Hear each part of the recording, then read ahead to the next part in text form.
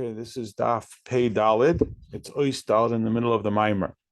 So to understand, the Alter Rebbe sets out what is tshuva and why it is considered as superior yafa from all of Olam Haba. Because it says yafa sha'achas b'tshuva u'maisim tovim. Now, there's a mashal of two different forms of alignment or pleasure associated with the king. One is when you fulfill his instructions, and the two is when he sees his son who has traveled far away, and it's been so long since he's seen him, and now the king suddenly sees him, he's filled with joy and happiness. So too in the Nimshal. Even though a person may be distant from Hashem as a result of his Avedas, nevertheless, through tshuva, he becomes closer to his source. Even if he's violated mitzvahs that carry with it the prosecution of krisis, of being cut off, like the pasuk says, that my father, my mother have abandoned me, but Hashem has taken me in. That because of the essential origin of his neshama, the sheish of his neshama, the level of mazel, that through tshuva with mesiras nefesh, he reaches this level of mazel, this level of ayin, as we have explained. And similarly, the pasuk says, shalom, shalom, a double expression, for those who are distant and those who are near, that there are two levels in shalom. One is the revelation of the lofty level of closeness that Hashem feels with somebody who comes from a distance. This is the Baal Tshuva, that even though he comes from a distant land I see him. And the second is to those who are close through the mitzvah of the king. And this is what we experience on Yom Kippur. Throughout the Aseret Yemei Tshuva, we come close to the king, and we separate ourselves from the distant land, that is from the machshavos that we commonly think about throughout the year that pursue after the nonsense of this world and its pursuits. And during the Aseret Yemei Tshuva, we say, Avinu Malkeinu, we wish to be close with you, to the point that on Yom Kippur, we come before Hashem in purity, higher than even the level of Havaya, the Yud with which the Olam Haba was created, because of this great joy that Hashem has, that he sees his child who comes from a distance, and like it says, even when he's distant, I remember him. And this is what the pasuk means when it says, Shmoilei tachas l'roishi, my left hand is under my head. That through the idea of the small pushing away through the Aseret Yemei Tshuva, that is, that a person presses himself in his own eyes to see how distant he is, in fact, from Hashem, that through this, or for this purpose, we have established all of these confessionals of I have sinned, chatanu, ashamnu, and whatever it is that we can describe of our own failures, we say in order that we should recognize how distant we are to stir up the urge to be close, because we feel this sense of bitterness. Like it says, we cry out to Hashem because we are pressed. And this is what it means, that from all of my sins before God, we become purified. That through tshuva, we reveal this einik ha'elyon, this level of the head. And therefore, on Yom Kippur, we don't eat or drink and so on. We don't engage in the material. Now, this level that we reveal, this einik, this level of simcha, like we say, Yismach Hashem b'maisav, Yismach Yisrael b'oisav, because simcha is the action of this great desire and alignment. This is the level of Sukkos, the time of our celebration, when we reveal this lofty level of einik, this revelation of Orein Seif, that we are surrounded by throughout the days of Sukkos. And this is the right hand embraces me. Just like the mashal of hugging a friend, even if you hug him from behind, that even though there is only the, quote, shallow, the back of the person, that pursues after shallow pursuits that are called the secondary or the back, as the pasuk describes it, nevertheless, he is surrounded and he transforms that dark into light, that distance into closeness, when a person surrenders his will to the will of Hashem. And this is because the right hand of Hashem is the revelation of Orein Seif, of the very essence and being of Hashem himself, that grants us the strength and power, that through our initiation from here, we have a responsive initiation, like it says, that the Yidden saw the great hand of Hashem. And this revelation of godliness is all surrounding, it's makif. It's higher than we can ever comprehend. Like we say, Hashem is the shade over our right hand. And this level of the shade over our right hand is beyond even that which is over our right hand. Meaning the right hand is the natural intuitive love that a person has. And then there is a superior level of love that radiates over that intuitive love. That's a level called makif, that can't be encapsulated in the natural love of the person. The natural love of the person can be contained. Nevertheless, the impact of the surrounding love that grants strength and power to the natural love within the person, that he should be stirred from down here, and that should be linked with the responsive stirring from Hashem throughout the year, that is what is achieved on Sukkos. Oisei. And when we get down to this also in the particulars of our own life, this is the idea of Torah study, as we have the discussion that says that greatest Torah study, for it brings to changed behavior. The idea being, the pasuk says, and I will place my words in your mouth, and with the shade of my hand I will cover you. That Torah creates the sukkah, this shade, that from the breath of our mouth, that it becomes a surround of our neshama, that it says the words that come from the mouth of God, it is not by bread alone that we live. This is the level of Torah itself that a person lives with, because on all the words of Hashem do we live. That through that which is expressed with the breath of our mouth, this becomes surrounding of the neshama, and this is what grants strength and power, that our initiation in the mitzvahs should be linked with the response from Hashem.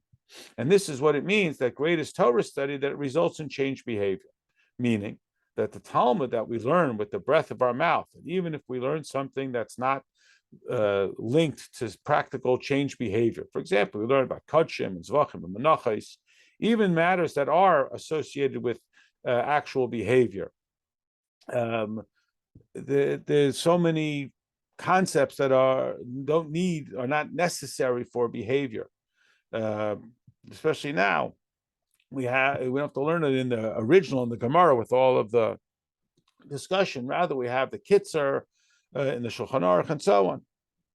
And we have God's instructions that we know what to do. Nevertheless, we study the Gemara, because it's not so much about trying to figure out what to do. It's rather that when we enunciate words of Torah, we become surrounded with this level of alignment with Hashem, called Oinike Elyon. And this is what Torah means when it is described in Mishlei as we long for it day by day, yom yom, meaning the Torah Shebichsav and the Torah Shebal Peh. This is what Hashem longs for. This is what evokes this Oinike Elyon, this tiny that is drawn down, like it says, that I am yearning and longing for Bnei Adam. And this is what results in changed behavior, meaning that we are given the strength and the capacity of mitzvahs, that through the Sarusa de la Sata, that it should be drawn down, the Sarusa de la Ela, that this power is drawn from this Oinike Elyon, the level of Torah that is described as Ve'aya Sheshuyim. And these two levels of Shalom, for those who are distant and those who are near, are drawn down through the engagement in Torah. Like it says in the Gemara in Sanhedrin, whoever engages in Torah creates peace above and peace below. Like it says, then they will be strengthened in my fortress and create for me peace. Peace will be made for me. And also it's quoted in the Medrash Rabbah and explained in other places that Pamal Yashamayel and Shamata is the Indian of Shalom Shalom for those who are distant and those who are close. This can be further illustrated by the pasuk that says, Zois Chukas HaTorah, which is the idea of Chakika, the engraved letters that are even more than the letters of Torah Shebichsav, that regarding which it says, I will speak and it will be wisdom, but it is distant from me. This is the Chachmas Dima, the hidden wisdom, that we draw down through the Torah Shebichsav and the Torah Shebal Peh. That this is also the idea of Shalom to that which is distant. The distant is the Oinike Elyon, like it says, and I will long for you. And from there we will draw down this desire for to the person, and through this idea of peace. Now the Gemara in the end of the first parak in Kedusha describes that there is one who holds that Maisa is Gadol, this dispute, which is greater, deed or study, because Maisa is the Sarusa de la Sata of the person who labors with himself in abundant work, which is not the case with Torah, which is, quote, only Dibor, the level of a Sarusa de la Ela that is higher than a Sarusa de la Sata. And since Maisa refers to the Maisa of human beings and his behavior and what he does to be stirred up from down here, comparable to a person who beautifies himself, even down to his feet, which is not the case with the others that are not so beautiful, even in the hand, which is not their own. And similarly, is his Maisa. This is the Yisrusa de Lasata, which is not the case with Torah, which is primarily the gift from Hashem, and therefore we say that Maisa Gadol. Nevertheless, there is such an opinion that says that Limud Gadol, study is greater, even in and of itself, because on the contrary, it's the Yisrusa de Leila that is higher, that the Yisrusa de Lasata can never touch. And yet, there is this level of engagement in the intellect and in the spoken word that we say even moving your lips is considered a deed, but it's not a laborious deed. It's a small deed. And yet they go back and forth, and they ultimately conclude that limud is greater because it results in maisa. That is, the power of maisa, of mitzvahs, to arouse the Yisrusa de Le'ela is also effectuated via the engagement in Torah. Now we return to the pasuk.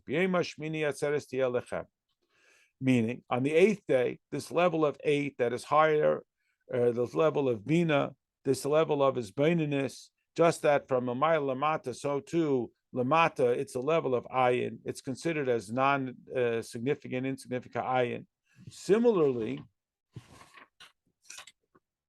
Milmata Lamaila, it's considered as not. And this is the idea of understanding one idea from another idea. And so too, Bina is associated with the heart, the Simcha of the Leiv, the Zman Simcha Seinu, that brings together two Simchas, the Simcha Hashem has and what he creates, and the Simcha of the Jewish people and what they create. And that's through Torah. And that's why we call it Simchas Torah, that the Torah is the ultimate einig of both Hashem and down here. And thus we say, Atzeres Tiyeh Lechem. And as it's translated, it is a collection, meaning that we are collected and unified together under the banner of Makif that is expanded and surrounds us above from the level of Ein Sof, that we should be contained within our nefesh of every Jew, to level of Panemius, in order that ultimately it should be in the level of mitzvahs, the Serusa de Lasata, the Serusa de Le'ela. That concludes the Maimer. Now the Alter Rebbe has a kitzer. First, he explains when it says Titan Emes LeYaakov, that is Kel Deus Hashem, plural, that it should be the revelation down here, just like it is above. And this is why it says Emes Hashem Lo'olam. And regarding this, it says grant truth to Yaakov. And from here, it says Chesed LaAvram, that is through the Serusa de Lasata, we draw down the Serusa de Le'ela. This is the tzedakah and chesed that Hashem does with us. Oisbeis, it says the power to this Serusa de Le'ela is linked to the Serusa de Lasata. And this is why Hashem says that I swore to your forefathers, this that he promised us with the Seder Ishtalshlis from ancient days, we make Kedem, Kadminish Olam, higher even than the days of the world, which is Seder Ishtalshlis. And then we understand why we say Asher Kedisham Mitzvesa, that Asher is Oinik. And from there it's drawn down to Vitzivanu, this connection, to be drawn down here through Serusa de Lasata. And that's why it's better just a few moments, one moment of tshuva and ma'asim tov and all of olam haba. Then we talked about the idea of tshuva, that there are two types of pleasure that we bring the king. One is from doing mitzvahs, he has nachas that we obey him. And the second is when he sees his son, who has been so distant and far away, and he returns, this creates a peace for him and a peace for him. That is, the Yud K and the Vav K come together. And now we understand Smother Tachas L'Roshi, that from Rosh Hashanah to Yom Kippur, it's the idea that those who were distant come close, the level of tshuva. And through this also from above, we draw down this Makef Elyon that is higher than Ishtalshlis, the level of Yimei Kedem, that is higher even than Yimei Olam. Like we say, Hamasnas Yimei Olam, that it should radiate this level of Yimei Olam, and Dirshu Hashem B'Him Motzoi, we should seek Hashem where he is close. And this revelation is the time of Zman Simcha Seinu, that Hashem rejoices within us and we within Hashem. And this great impact results in an einig of Hashem, an alignment, even though it's the level of makif that becomes the capacity to stir our intuitive love, that it should be a Serusa de Le'ela, Tali B'Serusa de Lasata. And now we understand why it says that I swore to your forefathers in the early days, the idea of the 7 days of Sukkos, that Hashem should be our protector. And specifically every day, this is Torah study, like it says, I will place my words in your mouth, and with your hand I will shade you. And it also says that I will hewn out for you 7 pillars. And that's why Torah study is great when it results in change behavior. From this level of Tainug Elya and this longing every day, that results in change behavior that grants power and strength to the Ma'aseh mitzvahs, that it should be drawn down through the Serusa de Le'ela. And then I will be strengthened in my fortresses, which is called my strength in my fortress. Now on B'yom Hashmini, the level of Shmini, which is from below to above, the level that there can be this revelation below, like there is above, like it says, Emes Hashem Lo'ilam, this is Simchas Torah, that this joins together these two Simchas, the Simcha of Hashem and His deeds, and the Simcha of the Jewish people and their Creator, that is through Torah, which is called the Shashuyim, this longing and desire, which is called Simchas Torah. And this is what it means, Atzeres Ti'elechem, that they should be gathered together, this Or Makif, to be the Pnimius, like it says, you kavu, to gather the waters in one place. And regarding this, it says, Mikveh Yisrael Hashem. Therefore, we say in Shmini Atzeres, Merid Hageshem. In order that through this level of mitzvahs, the Srusa de Lasata should be the Srusa de Lei. Now we're on Amid Dal, a new mimer, again, based on the Pasuk B'yom Shmini Atzeres Ti'elechem. Onkelos explains that this means it should be gathered. It should be collected together into one place, that all the Jewish people should be collected into one place. The idea is, in Rosh Hashanah, we say this is the beginning of your deeds, the remembrance of the first day. And we explain that the process of Ishtalshalis, of creation, from the highest level to the lowest, is it's extensive and intense, unfathomable and innumerable, because it comes from Ein Sof, which is, as its name implies, there's no end, there's no beginning. The worlds could never be created, because worlds are defined and they have a beginning and an end. But only after the abundance of processes can there be this creation that's without end. And this mamutza is like Gan Eden Atachtan, which is the bridge between the spiritual worlds and the physical worlds. Like it says in the Zohar, that the Gan Eden down here is to be found up above. That is because it includes both up and down. Now there is the river Dinar, which is the connection between Elam Hazan and Gan Eden Atachtan, that even the tzaddikim must go through, they must submerge themselves, be toivel, in order to purify themselves from even their limited gashmis of this world, to forget about all of the power that gashmis has over them and that separates them. And the neshama can't be in Gan Eden unless it frees itself of all the machshava zodas and other distractions. And so to from Gan Eden Atachtan to Gan Eden Elyon, you have to again forget about the Gan Eden Atachtan level, because Gan Eden Elyon, relative to that, the Gan Eden Atachtan is considered like Ashmis. And so to the highest of highest levels, all of these bridges that are innumerable and unfathomable. Like it says, without interruption, it goes on forever. Like we know about the Shemitahs and the Yoivels, it's all process after process after process. So the lowest level then goes to the highest level.